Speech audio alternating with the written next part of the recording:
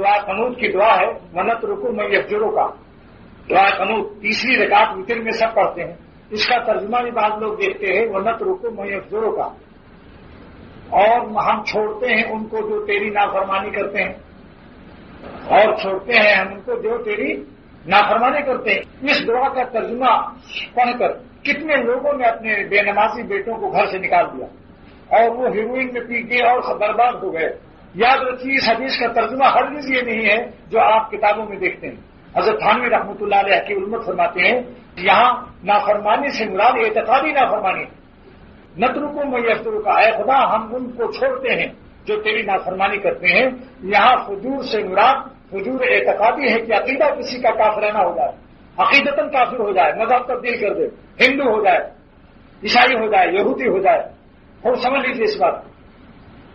لیکن جب تک کہ عقیدہ صحیح ہے، صرف نفس کی شرارت، نفس کی غفلت میں نماز نہیں پڑھتا، اس کو گھر سے نکالنا واجب نہیں ہے.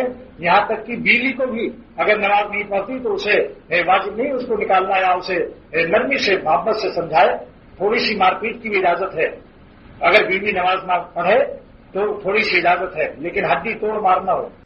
لہذا نترکو کا ترجمہ آپ کیا سمجھیں گے آپ لوگ کہ جس کا عقیدہ خراب ہو جائے اس سے ترک تعلق واجب ہے.